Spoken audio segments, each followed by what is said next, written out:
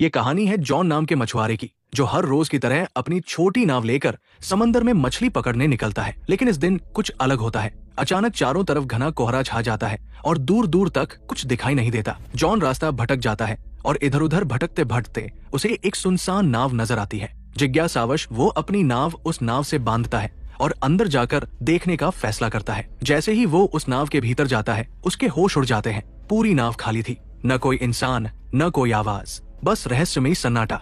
John जब उस रहस्यमयी नाव में गया तो सब कुछ बिल्कुल सामान्य लगा। खाना ताजा था, कपड़े करीने से रखे थे और हर जगह इंसानी मौजूदगी के संकेत थे। लेकिन वहाँ कोई था नहीं। वो नाव को चालू करने की कोशिश करता है पर इंजन काम नहीं करता। इतने विशाल समुद्र में अकेली और खाली नाव देखकर जॉन हैरान रह जाता है। वो दूरबीन से चारों ओर देखने की कोशिश करता है, शायद कोई पास में हो, लेकिन घना कोहरा सब कुछ ढक चुका था। निराश होकर वो कंट्रोल रूम लौटता है और वहाँ पड़ा रेडियो ऑन करता है, मदद के लिए कोई संकेत भेजने के इरादे से। जॉन ने रेडियो पर संदेश भेजा, ये नाव समंदर में फंसी है, कोई सुन रहा हो तो जवाब दे। संदेश भेजने के बाद उसने सोचा कि अब अपनी छोटी नाव से लौट जाना चाहिए। लेकिन जब वो बाहर आया तो उसकी नाव वहाँ नहीं थी, जबकि उसने उसे अच्छे से बांधा था।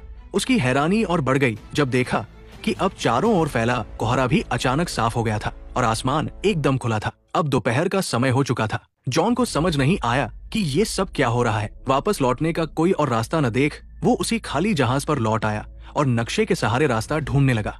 जॉन अब ये समझने की कोशिश करता है कि वो आखिर है कहाँ और अपने घर कैसे लौट सकता है। परेशानी ये थी कि उस रहस्यमयी नाव का इंजन खराब था। अगर उसे बचना था तो किसी भी हाल में इंजन को ठीक करना ही था। वो पूरे जहाज में टूल बॉक्स तलाशता है और कड़ी मेहनत के बाद इंजन ठीक कर लेता है। उसके लिए ये एक बड़ी राहत थी। अब नाव चालू हो चुकी थी और दिशा भी धीरे धीरे समझ आने लगी थी। लेकिन खतरा टला नहीं था। जॉन कंट्रोल रूम में जाकर फिर से रेडियो से संपर्क करता है, मगर इस बार भी कोई जवाब नहीं आता। सब कुछ अब भी रहस्य में डूबा था। फिर वो लड़का ऊपर आता है और उसे अचानक टॉयलेट जाना पड़ता है। कोई आसपास नहीं था तो वो सोचता है कि समंदर में ही कर लेता हूँ। जैसे ही वो किनारे जाता है, अचानक किसी ने पीछे से उसे धक्का दे दिया। वो सीधा पानी में गिरता है। हालत बेहद खतरनाक थी, लेकिन उसने रील को पकड़कर किसी तरह खुद को डूबने से बचा लिया। हवा और पानी का दबाव इतना ज्यादा था कि वापस नाव तक आना मुश्किल हो गया, मगर उसने हार नहीं मानी, हिम्मत जुटाई और धीरे धीरे रील के सहारे खुद को खींचते हुए फिर से नाव पर चढ़ाया। इस सब के बीच उसका काम पूरा नहीं हो पाया तो वो दोबारा टॉयलेट जाने लगा। जैसे ही वो नीचे पहुंचा, अचानक किसी ने जोर से दरवाजा बंद कर दिया।